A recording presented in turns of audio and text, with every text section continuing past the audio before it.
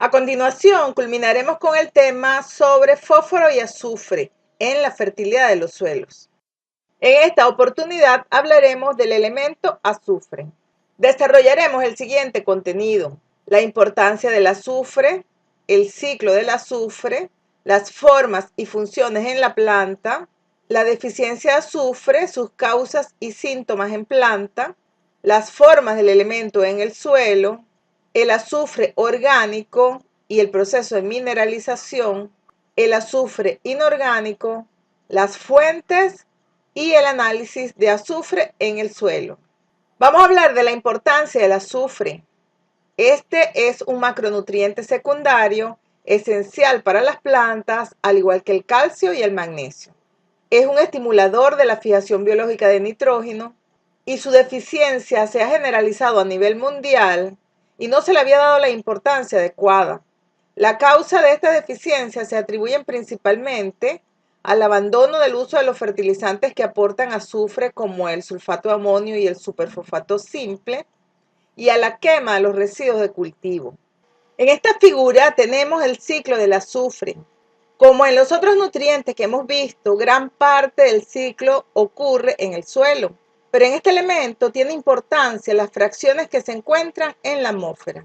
En la solución del suelo, el azufre se encuentra en forma de sulfato, que es como lo toman las plantas, abastecido por la mineralización de la materia orgánica y la alteración de los minerales primarios. Algo a tomar en cuenta es que el azufre puede ser absorbido por los minerales secundarios. Otro proceso importante del ciclo es que el sulfato tiene carga negativa, es decir, es un anión, el cual, al ser poco retenido por los coloides del suelo, su movilidad es alta, similar a la del nitrato, y por tanto tiende a perderse por lixiviación. La materia orgánica juega un papel fundamental en el ciclo del azufre. Cerca del 90% del azufre del suelo está en forma orgánica. También el azufre está presente en la atmósfera. Seguro han oído hablar de las lluvias ácidas, que en áreas cercanas a zonas industriales es consecuencia de la formación de ácido sulfúrico. Como se ve en esta reacción, que luego se incorpora para la solución del suelo. El azufre está sujeto a reacciones de oxidorreducción y se puede perder a la atmósfera como óxido de azufre, SO2, en equilibrio con el sulfato. Las fuentes orgánicas, como los residuos de planta y los estiércoles, son las principales fuentes de azufre para el suelo, así como también los fertilizantes que contienen el elemento de forma inorgánica. Con relación a las formas de azufre en la planta, este es tomado principalmente como sulfato. En las plantas se reduce a formas orgánicas, donde se forman estos enlaces azufre-azufre y azufre-hidrógeno. Las concentraciones en la planta están alrededor de 0,1 a 0,5% en general, pero las plantas de la familia Brassica tienen unas concentraciones mayores a 1%. Los requerimientos anuales de las plantas están en el orden de 10 a 50 kilogramos de azufre por hectárea, dependiendo del tipo de cultivo y del nivel de materia seca producida. En este cuadro vemos los requerimientos y rangos de contenido en la planta de algunos cultivos. Vamos a hablar ahora de sus funciones en la planta. Fisiológicamente, el azufre cumple algunas funciones importantes, además de ser constituyente de algunas sustancias vitales. Forma parte constituyente de las proteínas, especialmente aquellas que tienen funciones enzimáticas. El déficit de azufre produce acumulación de nitrógeno no proteico, como amina o nitrato, porque la síntesis o ensamblaje de los aminoácidos no puede hacerse si falta el elemento.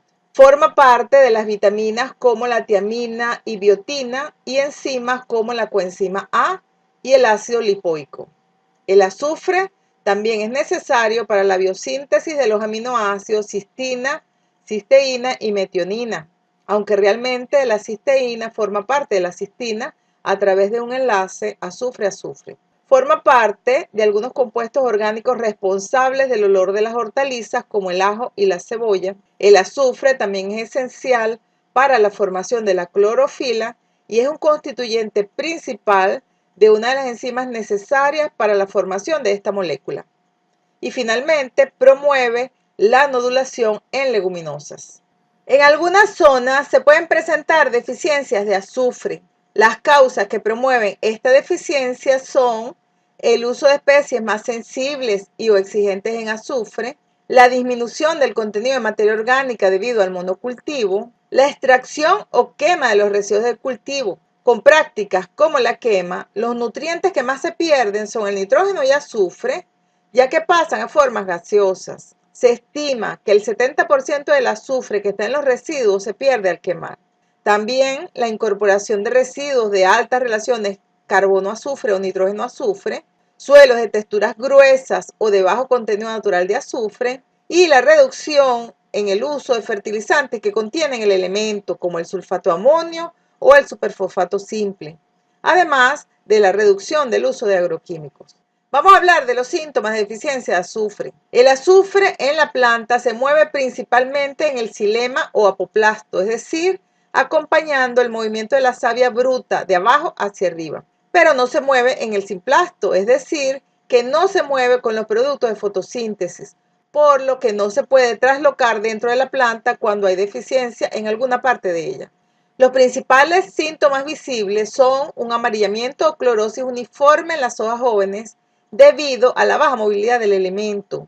Esto es importante saberlo porque muchas veces el amarillamiento se puede confundir con la deficiencia de nitrógeno.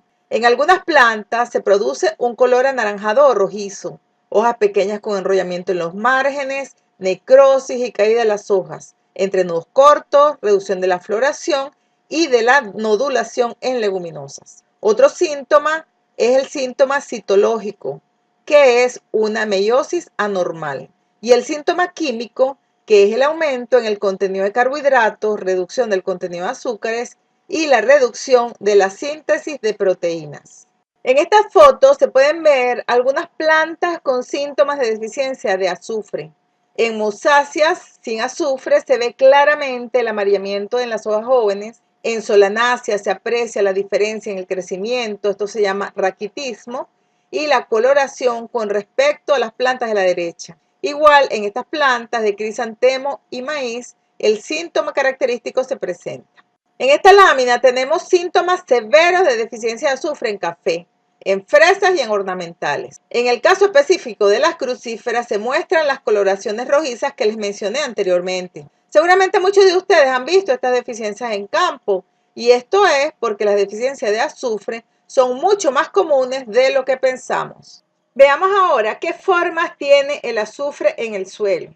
Por un lado, tenemos el azufre orgánico que representa alrededor del 90% del azufre total y requiere de la mineralización para que pueda ser aprovechado por las plantas. Y por el otro tenemos el azufre inorgánico con aproximadamente 10% del total.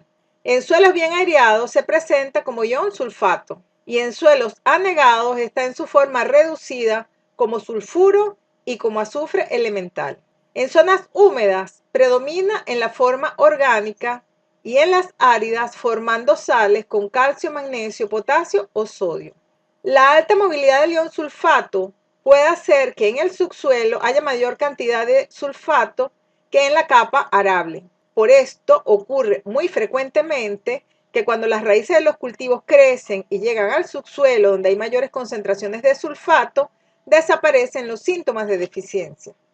Numerosas transformaciones del azufre en los suelos mediadas por microorganismos los convierte de forma orgánica a inorgánica y viceversa. La dinámica del azufre en el suelo está gobernada por tres fases. La primera es la sulfidración o mineralización del azufre orgánico. A partir de sulfoproteínas se produce amoníaco y sulfuro de hidrógeno, tal como se presenta en la siguiente reacción. La otra reacción es la sulfoxidación u oxidación del azufre inorgánico.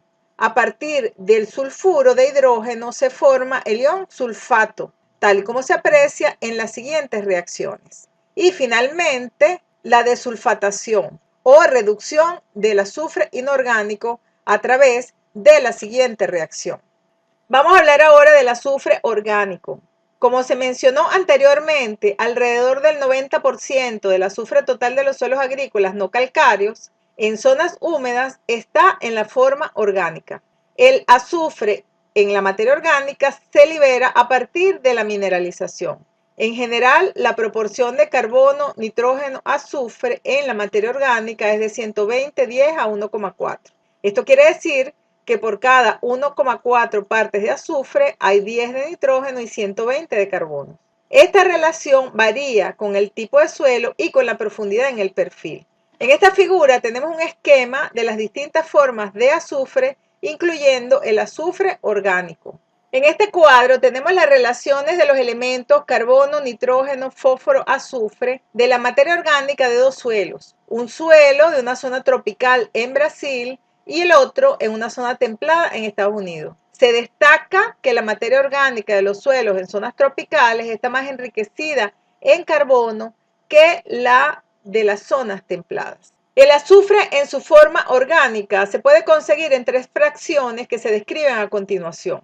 La primera son las uniones carbono, oxígeno, azufre o sulfatoésteres. En esta fracción, el azufre no está enlazado directamente con el carbono, sino a través del oxígeno. Esta es la fracción más lábil, más fácil de descomponer y representa de 30 a 60% del azufre orgánico. La otra fracción es la que tiene uniones carbono-azufre en aminoácidos y humus y son más difíciles de mineralizar y representan de 10 al 20% del azufre orgánico. Y finalmente, la residual, que es de estructura desconocida, supuestamente es un carbono-carbono protegido y es más recalcitrante. Y esta fracción representa de 30 a 40% del azufre orgánico total. Entonces, ¿cómo es el balance entre mineralización e inmovilización del azufre en la materia orgánica? Recordemos que la mineralización es la conversión de azufre orgánico a inorgánico y la inmovilización es la reacción recíproca de formas de azufre inorgánico a orgánico, como se ve en la siguiente reacción. La mineralización se produce a través de dos mecanismos, uno es bioquímico y otro es biológico. La mineralización bioquímica es la hidrólisis por exoenzimas, que son las sulfatasas, de los ésteres sulfato hacia sulfato. Y la mineralización biológica está relacionada con la oxidación de carbono de las uniones carbono-azufre, produciendo sulfuro. El resultado es el ion sulfato, que es el principal aporte de azufre para las plantas, alrededor de 2 a 15 kilogramos de sulfato por hectárea año es mineralizado del azufre orgánico.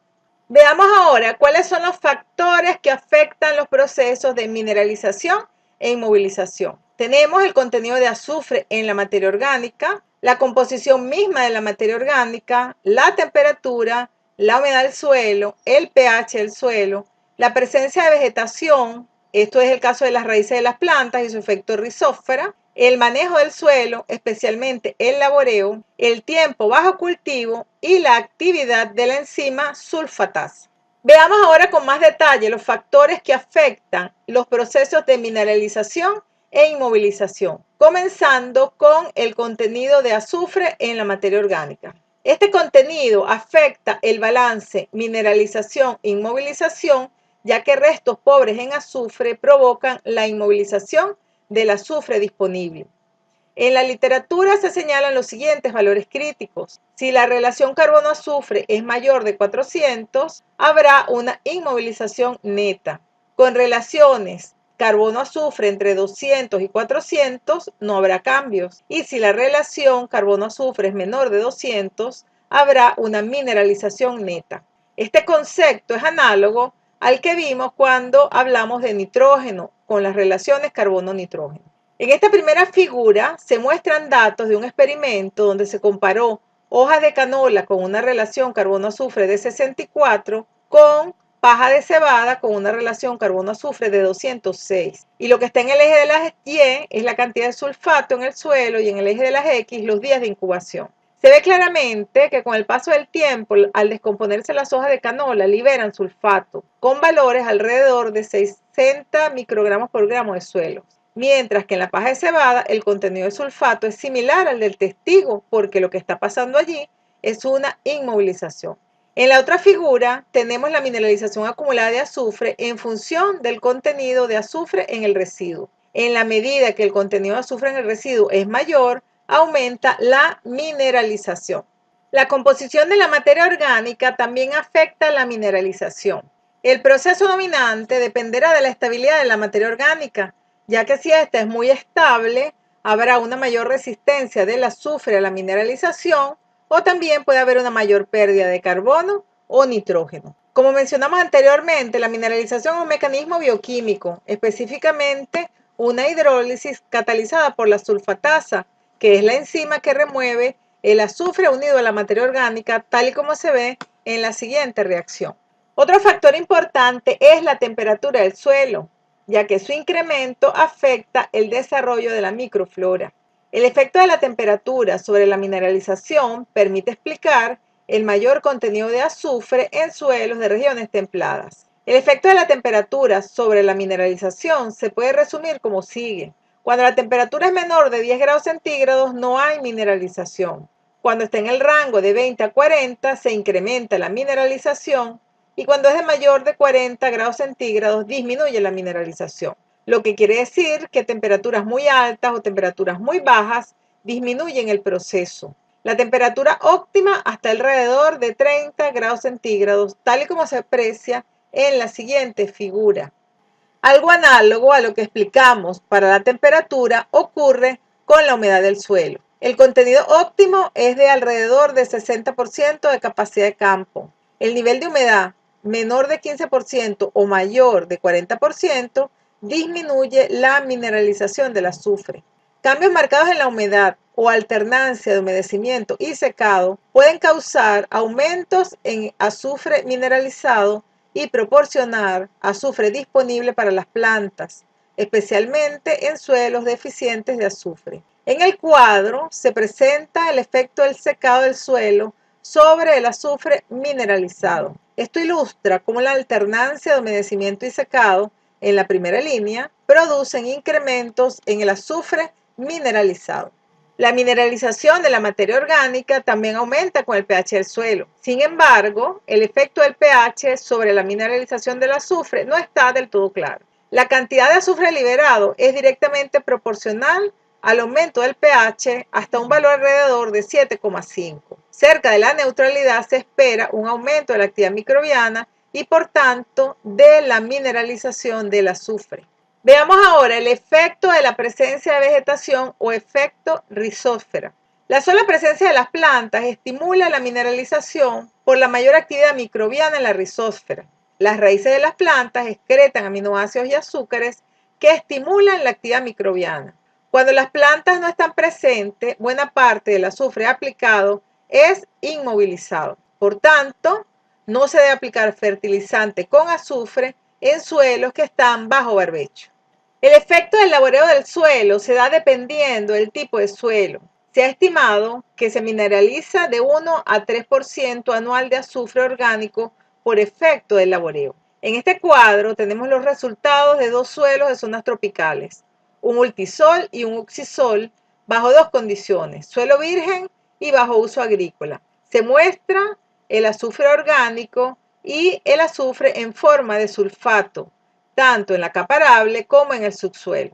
Entre los aspectos a resaltar tenemos que en la capa arable se ve una diferencia en el azufre orgánico entre el suelo virgen y el suelo cultivado, especialmente en el oxisol. Esto quiere decir que la realización de las labores agrícolas disminuye la concentración de azufre orgánico por disminución de la materia orgánica. En el subsuelo se puede ver que las concentraciones de sulfato aumentan significativamente en el suelo cultivado. Esto se debe principalmente a que el azufre que se mineralizó en la capa arable se movió dentro del perfil del suelo, lo cual no ocurre bajo condiciones de suelo virgen.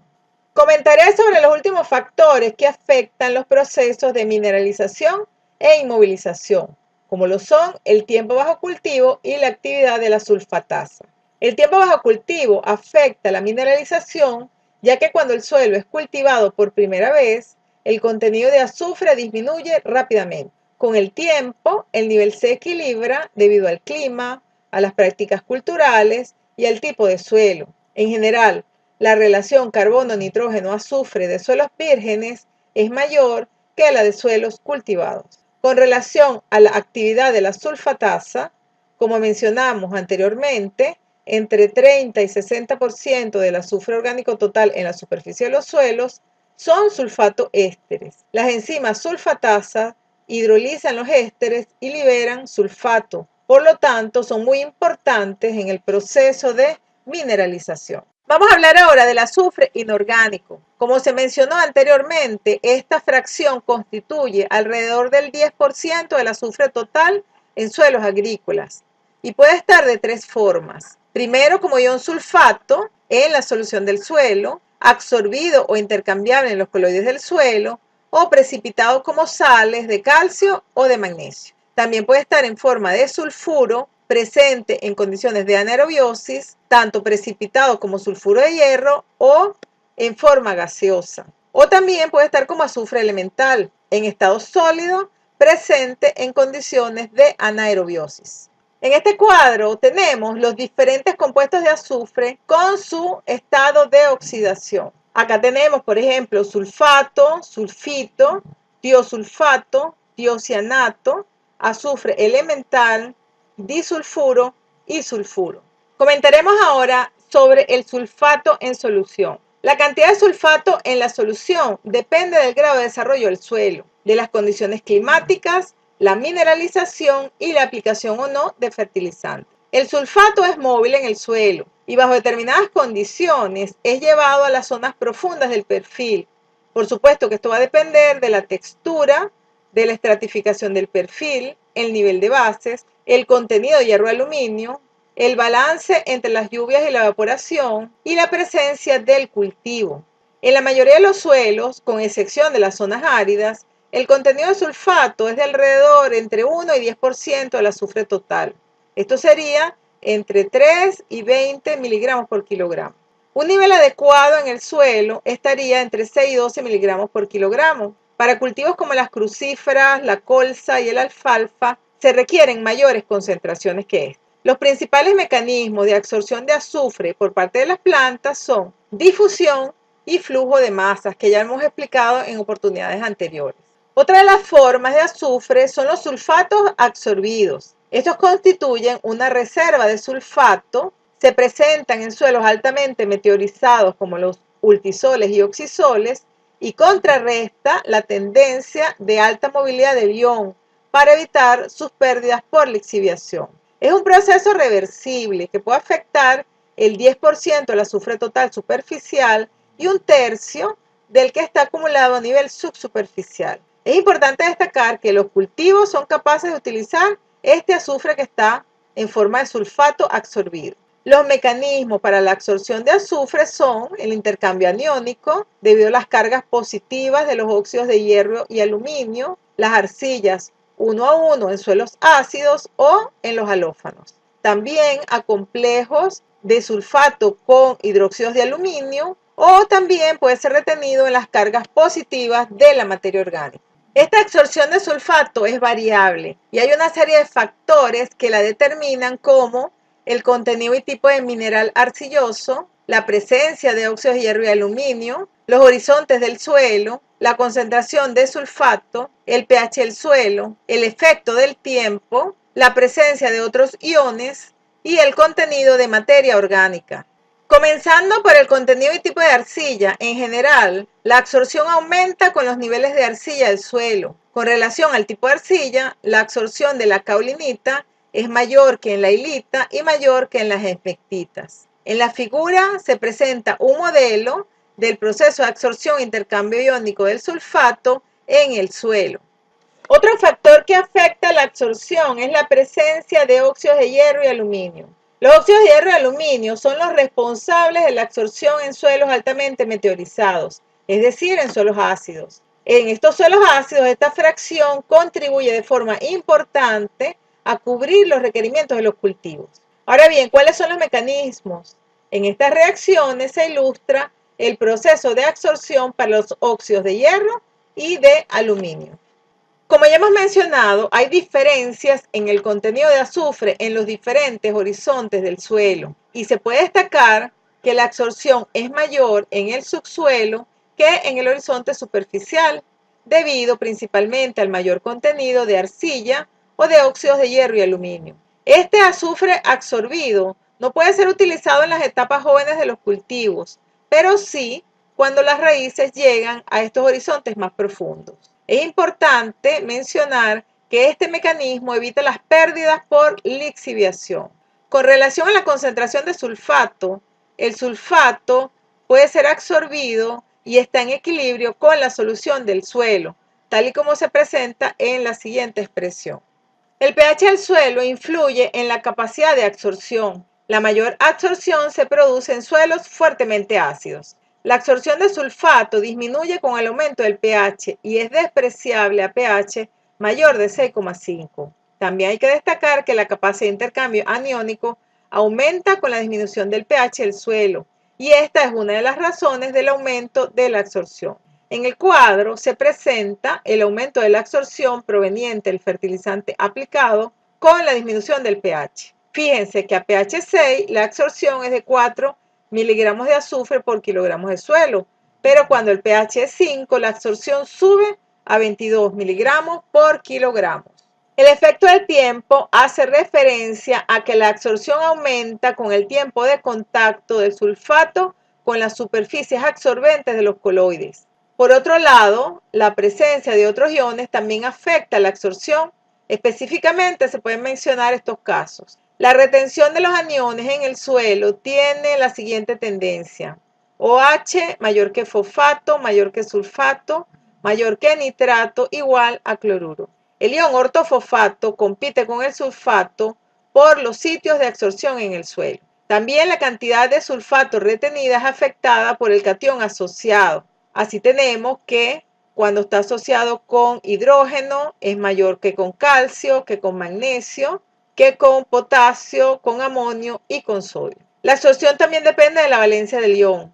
Los trivalentes son más retenidos que cuando son divalentes que cuando son monovalentes.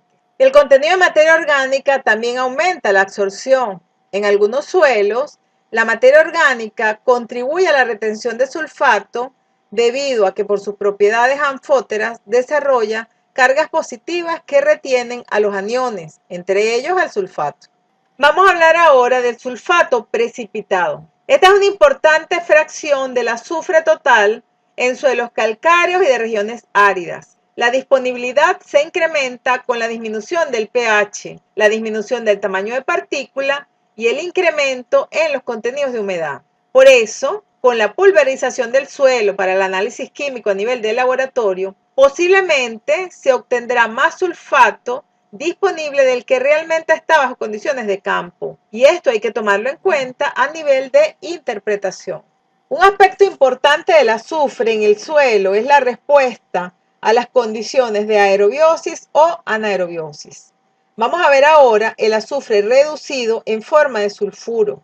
Los sulfuros son inestables en suelos bien drenados. En suelos mal drenados precipitan en compuestos estables e insolubles. En condiciones anaeróbicas, en el proceso de descomposición de la materia orgánica se da la reducción bacteriana de sulfato a sulfuro. El ácido sulfídrico se acumula por la descomposición de la materia orgánica. Este puede perderse a la atmósfera o en suelos sumergidos con alta cantidad de hierro. El ácido sulfídrico reacciona con hierro y forma sulfuro ferroso, que es la pirita, tal y como se ve en el siguiente esquema. Cuando el suelo es drenado, los compuestos de azufre reducidos como el sulfuro ferroso son oxidados a sulfato, acidificando el medio, como se ve en la siguiente reacción. En estas condiciones se forma ácido sulfúrico y el pH de la solución del suelo es tan bajo como 2 o 3. Esto ha ocurrido en el país, específicamente en el delta del Orinoco, con la consecuente formación de los suelos sulfato-ácidos. Continuaremos hablando del azufre reducido, pero ahora en su forma elemental.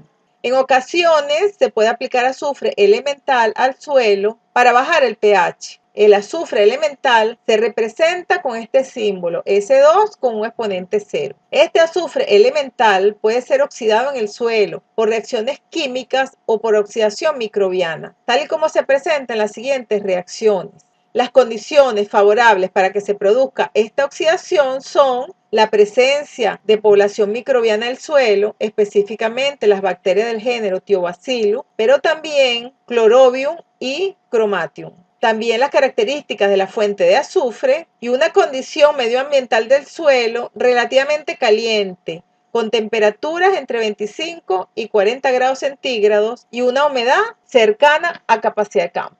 Continuando con la dinámica del azufre, entre las pérdidas tenemos la volatilización y la lixiviación como las más importantes. Con relación a la volatilización, se pueden perder como compuestos volátiles producidos a través de transformaciones microbianas bajo condiciones tanto aeróbicas como anaeróbicas. La volatilización se incrementa con los aumentos en el contenido de materia orgánica y la cantidad de azufre volatilizado generalmente es menor de 0,05% del azufre total del suelo. Debido a su naturaleza aniónica, el azufre también se puede perder por lixiviación. El sulfato puede ser lixiviado de la capa superficial del suelo a horizontes más profundos. A mayor cantidad de agua de percolación, habrá mayor movimiento de azufre en el perfil. Las pérdidas van a depender del catión acompañante. Cuando es potasio, es más o menos igual que cuando es sodio, pero es mayor que cuando es calcio, y cuando es calcio es similar cuando el catión acompañante es magnesio. Las pérdidas de sulfato son menores en suelos ácidos con alta cantidad de aluminio intercambiable por los procesos de absorción que mencionamos anteriormente. Continuaremos ahora hablando de las fuentes de azufre. La atmósfera es una fuente importante del elemento. Una lluvia que tenga menos de 1 miligramo por kilogramo de azufre puede aportar alrededor de 10 kilogramos de azufre por hectárea año. Por supuesto que esto no cubre los requerimientos del cultivo, pero puede contribuir. Este aporte de la lluvia está modulado por la cercanía al mar. En suelos cercanos al mar habrá un mayor aporte.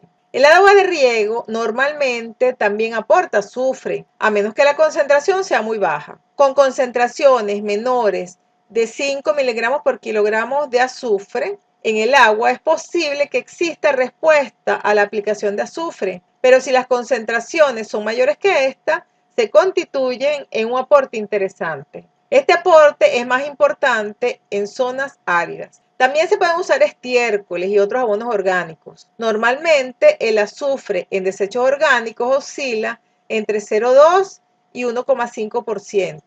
Lo que implica a nivel práctico que si se están aplicando unas 20 toneladas por hectárea del abono, se estarían aplicando entre 40 y 300 kilogramos de azufre por hectárea. Por supuesto, además hay una gran variedad de fuentes de azufre inorgánico, las cuales con el uso apropiado tienen eficacias muy similares. En este cuadro tenemos algunas fuentes orgánicas de azufre. Todos estos materiales aportan azufre en cantidades variables, pero además aportan otros elementos. Y en este otro cuadro tenemos algunas fuentes inorgánicas de azufre con su concentración expresada como porcentaje. Con relación a los fertilizantes que aportan azufre, en esta foto tenemos algunas de las fuentes inorgánicas que mencionamos anteriormente. Los hay sólidos, líquidos, granulados y hasta en polvo. Mencionaremos ahora los factores que afectan el azufre disponible, como lo son el nivel de sulfato en el suelo, la disolución de minerales que contengan sulfato, como lo es el yeso, la oxidación microbiana del azufre elemental y de los sulfuros, el contenido y descomposición de la materia orgánica. Aquí es importante tener en cuenta las relaciones nitrógeno-azufre y carbono-azufre. También es importante la textura del suelo y esto está relacionado con las posibles pérdidas por lixiviación. El pH del suelo, especialmente en suelos ácidos donde se espera un bajo nivel de sulfato debido a la precipitación con aluminio. Y el potencial de óxido de reducción con formas diferentes en ambientes aeróbicos y en ambientes anaeróbicos. Un aspecto importante que debemos tener en cuenta es el diagnóstico de la disponibilidad de azufre. Existen varios métodos. Uno de ellos es la determinación de las fracciones de azufre en el suelo. Sabemos que la mayoría del elemento está en su forma orgánica, pero podemos determinar el azufre orgánico total o las fracciones orgánicas como ésteres sulfato, aminoácidos, entre otras. Hay muchos laboratorios que miden azufre en forma de sulfato en el suelo, pero los resultados son difíciles de interpretar. Generalmente, los análisis se basan en el uso de soluciones extractoras. Existen varias, que las discutiremos más adelante, las cuales permiten hacer estimaciones del contenido de azufre en el suelo. Y esto es debido a que la concentración en el suelo cambia rápidamente, dada su movilidad, a que las reservas que se encuentran en el subsuelo pudieran ser disponibles para el cultivo y a la variación en los aportes que pueden provenir de la atmósfera o de la mineralización de la materia orgánica. Otro método son los estudios de mineralización. Estas técnicas son costosas y los resultados son muy variables, ya que dependen del cultivo, del manejo y de las condiciones ambientales. También podemos hacer un diagnóstico de plantas. Para ello hay que hacer un muestreo y análisis de la planta o parte de la planta y determinar las concentraciones críticas. En este aspecto es muy importante determinar las relaciones nitrógeno-azufre, ya que estas varían con la especie. También debemos diferenciar lo que es remoción de extracción. Remoción es lo que sale del sistema a través de la parte cosechada y extracción es todo lo que absorbe la planta para crecer durante el ciclo de cultivo y que en parte regresa al suelo como residuo dependiendo del manejo. Cuando hacemos los análisis de diagnóstico de planta, realmente lo que determinamos es la extracción. Como se comentó anteriormente, se puede encontrar sulfato en las capas más profundas del perfil. Por lo tanto, es conveniente hacer el análisis de suelo a varias profundidades. Estos resultados de azufre en los análisis de suelo también van a estar afectados por la región, ya que en zonas áridas la forma soluble es la más importante a determinar, mientras que en las zonas húmedas serían más útiles las formas fácilmente intercambiables y el azufre absorbido. Existe una gran variedad de soluciones extractoras que van desde agua hasta soluciones diluidas de ácido clorhídrico, cloruro de potasio, de sodio, calcio, litio, acetato de amonio, cloruro de amonio, bicarbonato de sodio, fosfato de potasio o de amonio. En el siguiente cuadro se muestran algunas soluciones extractoras muy utilizadas en el país para la determinación de las formas de azufre disponibles. Recalcamos nuevamente que los resultados de los análisis de azufre son difíciles de interpretar y que dependen de la solución extractora utilizada. Dada la gran variedad de soluciones, es muy importante tomar en cuenta los niveles críticos de cada una. Por ejemplo, cuando se usa como extractante acetato de amonio, el nivel crítico está alrededor de 30 miligramos por kilogramo, mientras que cuando se usa fosfato de calcio, el nivel crítico está alrededor de 10 miligramos por kilogramo.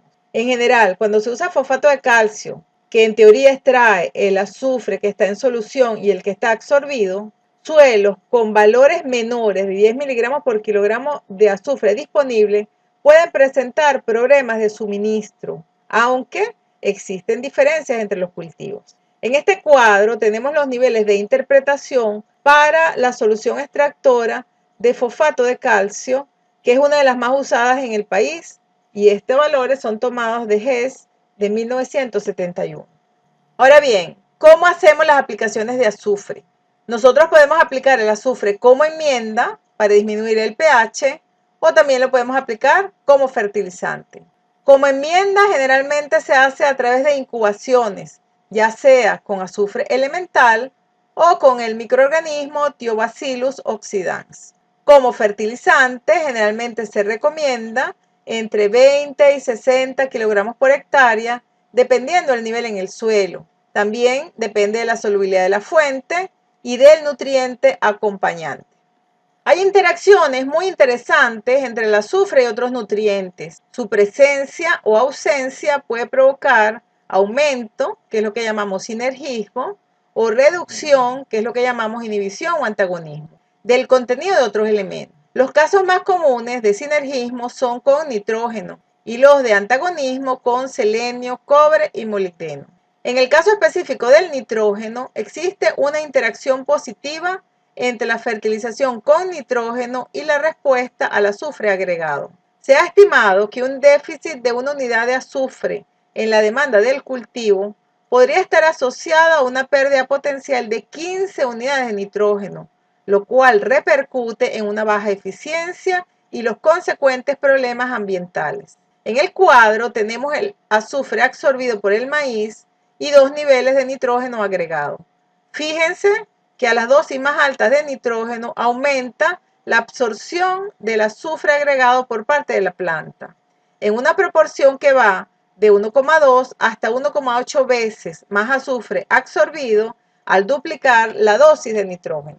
Finalmente, quería recordarles que del azufre total, cerca del 90% está en forma orgánica y 10% en forma inorgánica, por lo que la materia orgánica juega un papel muy importante en su dinámica. El azufre en la solución del suelo se encuentra en forma de sulfato, que es como lo toman las plantas, y este sulfato es abastecido por la mineralización de la materia orgánica y la alteración de los minerales primarios. Además, el elemento puede ser absorbido por los minerales secundarios del suelo, constituyéndose en una reserva. A diferencia del fósforo, el azufre está presente en la atmósfera y se incorpora a la solución del suelo a través de la lluvia.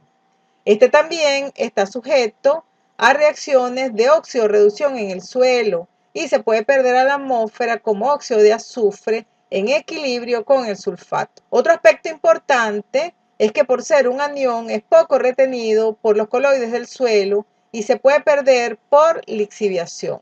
Con relación a las fuentes orgánicas, ya sean residuos de plantas o estiércoles, son las principales fuentes para el suelo, así como también los fertilizantes inorgánicos que lo contengan. En esta lámina les dejo algunas referencias bibliográficas a las que hemos hecho referencia a lo largo de esta presentación sobre fósforo y azufre. Con esto terminamos esta presentación. Muchas gracias por su atención.